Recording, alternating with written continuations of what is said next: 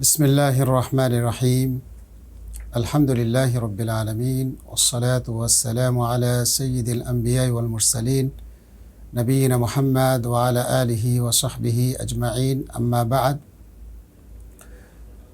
সুপ্রিয় দর্শক ও শ্রোতা, তাওহীদ ও সুন্নাহ ভিত্তিক শিক্ষা ও সেবামূলক সংস্থা আত-তাওহীদ ফাউন্ডেশন কর্তৃক আয়োজিত হজ বিষয়ক ধারাবাহিক আলোচনায় আপনাদেরকে আমি স্বাগত জানাচ্ছি।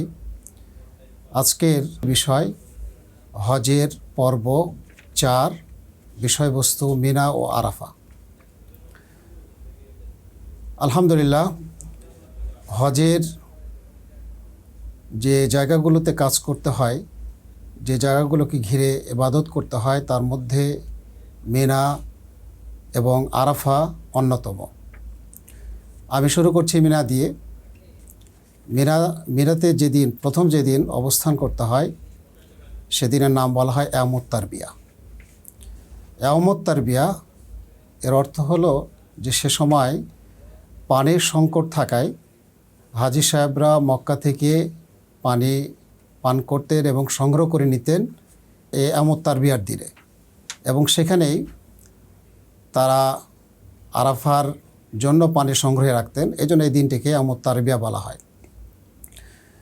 এই দিনে নবী সাল্লাল্লাহু আলাইহি সাল্লাম তার বিশিষ্ট সাহাবী জাবির ইবনে আবদুল্লাহ রাদিয়াল্লাহু তাআলা আনহু কর্তৃক বর্ণিত, তিনি বলছেন যে লাম্মা কানা ইয়াউমুত তারবিয়া তাওয়াজ্জাহু ইলা মিনা, অর্থাৎ হাজি সাহেবদের বর্ণনা দিচ্ছেন যে ইয়াউমুত তারবিয়ার দিনে হাজিরা মিনার দিকে অভিমুখী হতেন।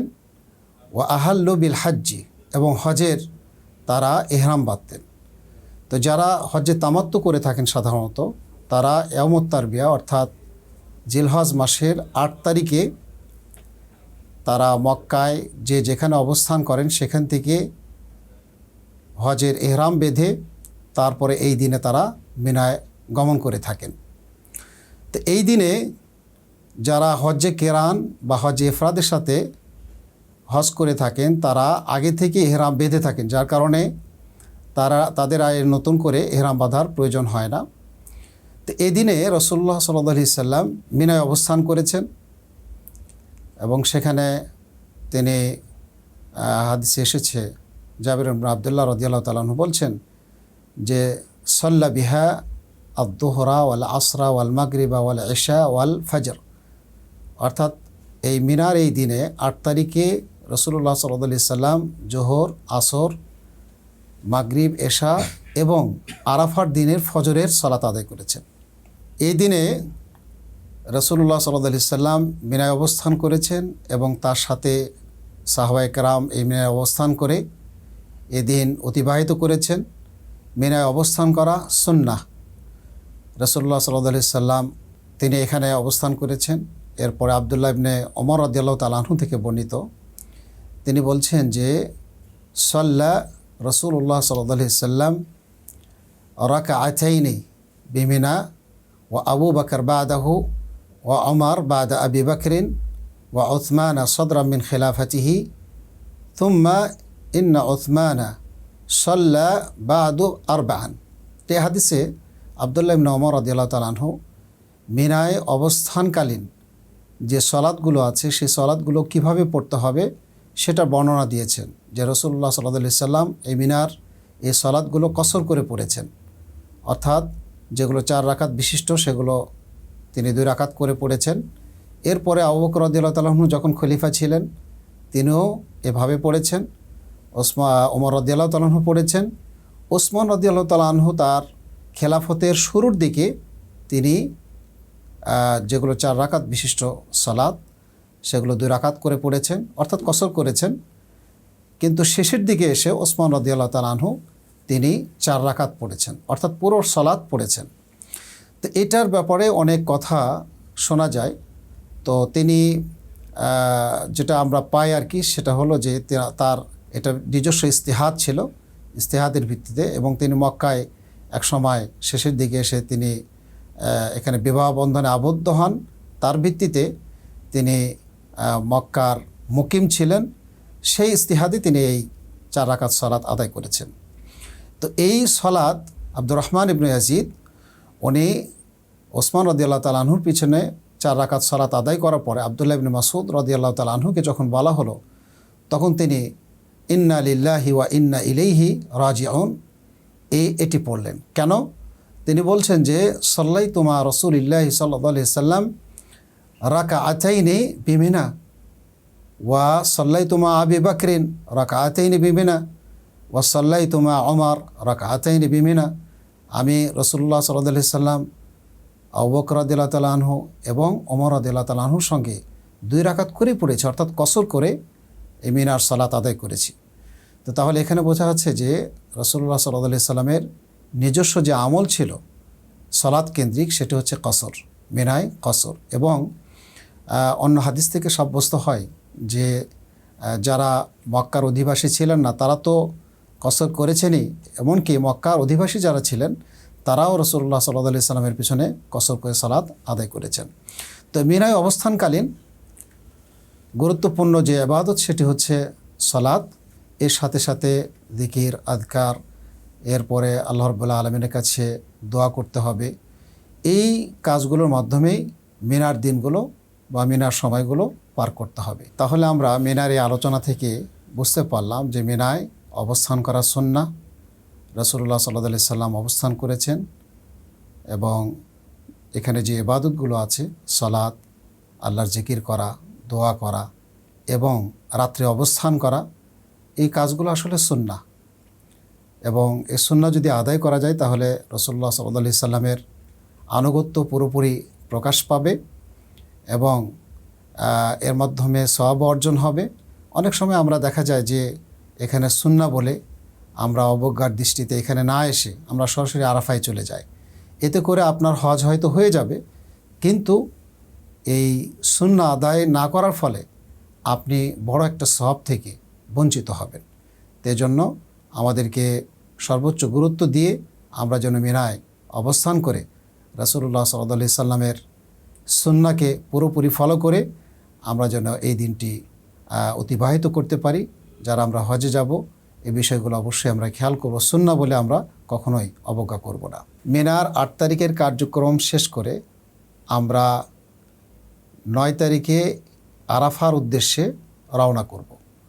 তো এখানে আপনি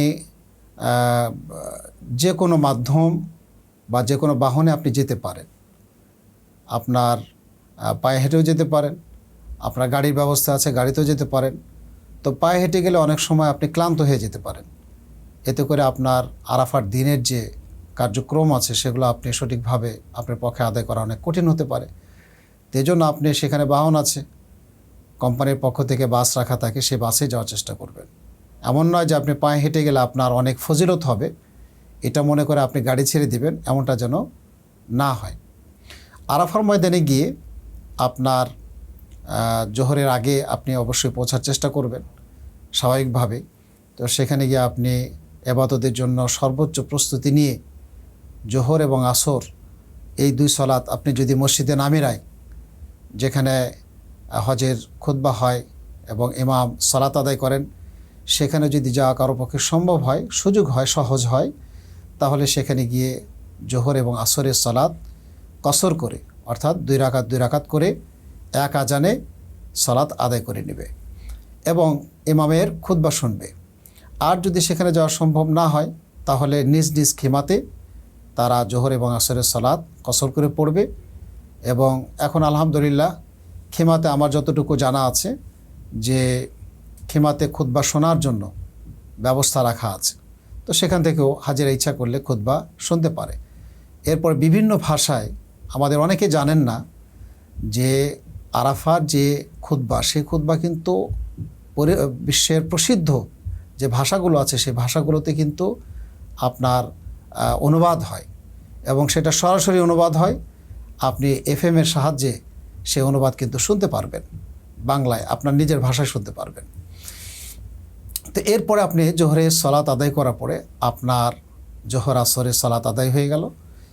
এরপরে আপনার একদম সূর্যাস্ত পর্যন্ত আপনার যে কার্যক্রম সেটা হলো আপনি আল্লাহ রাব্বুল আলামিনের কাছে জিকির, দোয়া, এই কাজগুলোতে আপনি সময় পার করবেন। রাসূলুল্লাহ সাল্লাল্লাহু আলাইহি সাল্লামের যে আদর্শ আমরা এক্ষেত্রে পাই সেটি হলো রাসূলুল্লাহ সাল্লাল্লাহু আলাইহি সাল্লাম জোহরের সলাত, জোহর এবং আসরের সলাত আদায় করে খুতবা দিয়ে তিনি আরাফার প্রান্তরে ঢুকে যেতেন। কারণ যে জায়গায় খুতবা হতো সেই জায়গাটা আসলে আরাফার এক সাইডে ছিল, আরাফার ভিতরে ছিল না, যার কারণে সলাতের পরপরই তিনি ভেতরে চলে আসতেন এবং সেখানে এসে তিনি অবস্থান করতেন। তো অবস্থানকালীন তিনি আল্লাহ রাব্বুল আলামিনের কাছে দুই হাত তুলে তিনি দোয়া করতেন, আল্লাহর বরত্ব ঘোষণা করতেন এবং এক হাত দিয়ে অনেক সময় তিনি উটের যে লাগাম আছে সেটা ধরে রাখতেন, এক হাত উঁচু করে আল্লাহর কাছে প্রার্থনা করতেন। এই জন্য দোয়ার গুরুত্ব বা আল্লাহর কাছে তাওবা ইস্তেগফারের গুরুত্ব এদিন অনেক বেশি। কারণ আমরা জানি যে মা আয়েশা রাদিয়াল্লাহু তাআলা আনহা থেকে বর্ণিত রাসূলুল্লাহ সাল্লাল্লাহু আলাইহি সাল্লাম বলেছেন যে আরাফার দিনে আল্লাহ সুবহানাহু ওয়া তাআলা জাহান্নাম থেকে যত বেশি মুক্তি দিয়ে থাকেন এটা অন্য কোনো দিনে তিনি মুক্তি দেন না, এবং বান্দার কাছাকাছি হন এবং ফেরেশতাদের সাথে গর্ব করে বলেন যে এই যে যারা এখানে হজের ময়দানে আরাফার ময়দানে যারা উপস্থিত তারা কি চাচ্ছে, আল্লাহ সুবহানাহু ওয়া তাআলা জানেন যে তারা কি চায়। তো এই দিনে সবচাইতে তিনি বেশি ক্ষমা করে থাকেন এবং এই দিনে বিশেষ যে দোয়া বা জিকির যেটা এসেছে রাসূলুল্লাহ সাল্লাল্লাহু আলাইহি সাল্লাম বলছেন যে খায়রু মা কুলতু আনা ওয়ান নাবিয়্যুন, আমি এবং আমার পূর্বে নাবিয়্যুন মিন ক্বাবলি, আমার পূর্ববর্তী যারা নবী রাসূল ছিলেন তারা এই দোয়াটা পড়তেন। সবচেয়ে উত্তম দোয়া সেটা হচ্ছে যে লা ইলাহা ইল্লাল্লাহু ওয়াহদাহু লা শারীকা লাহু লাহুল মুলকু ওয়া লাহুল হামদু ওয়া হুয়া আলা কুল্লি শাইইন কাদির। তো এই দোয়াটা যত সম্ভব বেশি বেশি আপনাকে পড়তে হবে। এর সাথে সাথে আপনি আল্লাহর কাছে আপনার তওবা করবেন, ইস্তেগফার করবেন, আপনি আল্লাহর কাছে আপনার যত চাওয়া আছে সমস্ত চাওয়া উপস্থাপন করবেন। আপনার এক কথায় আপনি আল্লাহর কাছে কি চান সেটা আপনি কায় মনোবাক্যে আপনি ব্যক্ত করবেন। এটাই আসলে সেই দিনের কাজ, এছাড়া আর দ্বিতীয় কোনো কাজ নাই। আপনার সালাত থেকে আপনি ফারেগ হয়ে গেলেন, এখন আপনার মূল কাজ হলো যে আপনি আল্লাহর শরণাপন্ন হবেন, আল্লাহর কাছে কান্নাকাটি করবেন, আল্লাহর কাছে ক্ষমা চাইবেন। তো এভাবে আপনার সূর্যাস্ত পর্যন্ত আপনার কার্যক্রম চলবে। এরপরে সূর্য যখন ডুবে যাবে তখন আপনি সেখান থেকে ধীর স্থিরভাবে আপনি আরাফার ময়দান ত্যাগ করবেন। এরপর আপনার ওইখানে মাগরিবের যে সলাত সেই সলাত আপনি আদায় করবেন না, কারণ আপনাকে এই সলাত মুজদালিফায় গিয়ে আদায় করতে হবে, কারণ রাসূলুল্লাহ সাল্লাল্লাহু আলাইহি সাল্লাম তেমনটাই করেছেন। আর হজের যে বিধিবিধানগুলো অনেক সময় আপনার কাছে মনে হবে যে এটা তো আসলে আমি দেশে এইভাবে তো সময় পার করে সালাত আদায় করিনি, কিন্তু এখানে আপনাকে করতে হবে, কারণ রাসূলুল্লাহ সাল্লাল্লাহু আলাইহি সাল্লাম আপনাকে এভাবেই করতে বলেছেন এবং তিনি সাহাবীদের উদ্দেশ্যে বলেছিলেন খুদু আন্নি মানাসিকাকুম, যে তোমরা আমার কাছ থেকে হজের বিধিবিধানগুলো গ্রহণ করো। এজন্য ইবাদত রাসূলুল্লাহ সাল্লাল্লাহু আলাইহি সাল্লাম কীভাবে করেছেন সেটা আমাদেরকে সবসময় সব ক্ষেত্রে, বিশেষভাবে হজের সময় হজের যে কার্যাবলী আছে সেগুলো আদায়কালে মানুষ অনেক সময় দেখা দেখি ইবাদত করে, রাসূলুল্লাহ সাল্লাল্লাহু আলাইহি সাল্লামের সুন্নাহ কী ছিল এইটা ফলো করার চেষ্টা করে না। এজন্য আপনি সচেষ্ট থাকবেন আল্লাহ রাসূল কীভাবে করেছেন সেটা করার জন্য। এখানে বিশেষভাবে আরেকটি লক্ষণীয় বিষয় হলো যে কেউ কেউ হজে আরাফার যে সীমানা আছে সে সীমানায় না থেকে তারা বাহিরে অবস্থান করে। যেমনটা কিছুক্ষণ আগে আমি বললাম যে রাসূলুল্লাহ সাল্লাল্লাহু আলাইহি সাল্লাম যে জায়গায় অবস্থান করে আরাফার যে জায়গায়, আরাফায় নয় আরাফার সাইডে যে জায়গায় অবস্থান করে তিনি জোহর এবং আসরের সালাত এবং খুতবা দিয়েছেন সেটা ছিল আসলে ওয়াদি ওরানা। তো ওয়াদি ওরানা এটা আসলে আরাফার যে এরিয়া আছে সেই এরিয়া থেকে বাইরে, তো এজন্য সেখানে সালাত এবং খুতবা আদায় করে তিনি কিন্তু অবস্থানের জন্য আরাফার ময়দানে চলে এসেছেন। কারণ রাসূলুল্লাহ সাল্লাল্লাহু আলাইহি সাল্লাম বলেছেন যে আল হাজ্জু ইয়াউমা আরাফা, যে হজটা হলো আরাফার দিন। তো এই জন্য আরাফার অবস্থান করতেই হবে আপনাকে, আরাফায় অবস্থান না করলে কিন্তু হজ হবে না। এবং নবী সাল্লাল্লাহু আলাইহি সাল্লাম তার কাছে নাজদের কিছু মানুষ এসেছিলেন, এসে তাকে জিজ্ঞাসা করেছিলেন যে হজটা কি আসলে। তো রাসূলুল্লাহ সাল্লাল্লাহু আলাইহি সাল্লাম বলেছিলেন যে আল হাজ্জু আরাফা, হজটা হচ্ছে আরাফা। ফামান আদরাকা লাইলাতা জামইন ফাকাদ আদরাকাল হাজ্জা, মান আদরাকা লাইলাতা জামইন ক্বাবলা তুলুইল ফাজরি ফাকাদ আদরাকাল হাজ্জা। যে ব্যক্তি আরাফাটা হজ, যে ব্যক্তি আপনার মুজদালিফার যে ফজর আছে, মুজদালিফার যে রাত্রে অবস্থান করতে হয়, সেই ফজরের আগে কেউ যদি আরাফার ময়দানে কিছু সময় অতিবাহিত করে তাহলে কিন্তু সে হজ পেয়ে গেল। তেজন্য কেউ যদি দিনের বেলায় সুযোগ না পায় আরাফায় অবস্থান করার, তাহলে মুজদালিফায় যে রাত্রে অবস্থান করতে হয়, তো ফজর উদিত হওয়ার আগে কেউ যদি আরাফা ঘুরে আসে তাহলে কিন্তু তার হজ হয়ে যাবে। আরেকটি বিষয়, যে আমরা অনেকে আরাফার ময়দানে যে জাবাল আর রহমাত আছে সেইখানে আমরা যাওয়ার জন্য অনেকে প্রতিযোগিতা করি এবং সেখানে গিয়ে আসলে অনেক কষ্ট হয় মানুষের। তা আসলে হজের বা আরাফায় অবস্থানকালীন এখানে যাওয়া না আসার কিন্তু আসলে কোনো সম্পর্ক নাই। আপনি সেখানে গেলে যে আপনার হজের সওয়াব বেশি হবে, না গেলে কম হবে, এ ধরনের কোনো বিষয় নেই। বরং যে বিষয়গুলো রাসূলুল্লাহ সাল্লাল্লাহু আলাইহি সাল্লাম করেননি, বলেননি, সেগুলো থেকে বিরত থাকাটাই কিন্তু আপনার বুদ্ধিমানের কাজ হবে এবং এটা আপনার ইবাদতের জন্য উপযোগী হবে। তো এই জন্য আপনারা সেখান থেকে নিজেদেরকে বারণ করে রাখার চেষ্টা করবেন। এখানে আরেকটি গুরুত্বপূর্ণ বিষয়, সেটি হলো যে অনেকে হজের অনুমতি নেয় কিন্তু তারপরও বিনা অনুমতিতে তারা যাওয়ার চেষ্টা করেন, এতে করে তারা নানামুখী সমস্যার সম্মুখীন হন। তো এই জন্য আমি তাদেরকে বলবো যে আপনারা নিজেদেরকে কষ্টের মধ্যে ফেলবেন না, এবং সরকার যেহেতু একটা সুন্দর হজ উপস্থাপনের জন্য নানা ধরনের চেষ্টা করে থাকে, এজন্য আপনিও সহযোগী হিসাবে থাকবেন। কারণ এখানে সামর্থ্যবান ছাড়া তো আল্লাহ রাব্বুল আলামিন কারোর উপর হজ ফরজ করেননি। তা আপনি কেন জোর করে আপনি এই ফরজ ইবাদত আপনার কাঁধে তুলে নেবেন? এই জন্য আমি যারা সামর্থ্যবান না, যারা এভাবে যেতে চান, তাদেরকে আমি বলবো যে আপনারা এভাবে যাবেন না। এভাবে গেলে যে আল্লাহ খুব সন্তুষ্টি হবে আপনি সরকারি আইন লঙ্ঘন করে, এটা আসলে সুন্দর নয়, এটা কোনোভাবেই কারো কাছে গ্রহণযোগ্য নয়। আজকের আলোচনার সারসংক্ষেপ এভাবে বলতে পারি যে মিনায় আমরা মক্কায় যেখানে অবস্থান করব সেখান থেকে হজের এহরাম বেঁধে তালবিয়া পাঠ করতে করতে আমরা মিনায় পৌঁছবো 8 তারিখে, এবং সেখানে 5 ওয়াক্ত সালাত যেগুলো কসর করা যায় সেগুলো কসর করে আদায় করে আমরা 9 তারিখে আরাফার ময়দানে যাব। আরাফার ময়দানে গিয়ে জোহর আসর কসর করে সালাত আদায় করব। এরপর যদি কারো মসজিদে নামিরায় যাওয়ার সুযোগ হয় তাহলে সেখানে আমরা খুতবা শুনব। খুতবা শোনাটা আপনার ফরজ বা ওয়াজিব কোনো কিছু নয়, এটি সুন্নাহ। কেউ যদি শুনতে পারে আলহামদুলিল্লাহ, শুনতে যদি না পারে তাহলে সে তার সওয়াবের কোনো কমতি হবে না, হজের কোনো সমস্যা হবে না। আর আরাফা আমরা এখানে অবস্থানকালীন আমাদের সালাত আদায়ের পর খুতবা শোনার পরে আমাদের সূর্য অস্ত পর্যন্ত আমরা এখানে আল্লাহ রাব্বুল আলামিনের কাছে জিকির, আযকার, কোরআন তেলাওয়াত এবং আল্লাহর কাছে আমাদের চাওয়া পাওয়ার কথাগুলো বলবো। সূর্য যখন অস্ত যাবে তখন সেখান থেকে আমরা বেরিয়ে আসব এবং এই সালাত, মাগরিবের সালাত আমরা মুজদালিফায় গিয়ে পড়ব। তো আমরা আলহামদুলিল্লাহ আজকে মিনা এবং আরাফায় অবস্থানকালীন আমাদের কি করণীয় এবং কি বর্জনীয় এ সংক্রান্ত সংক্ষিপ্ত আলোচনা আমরা শুনলাম।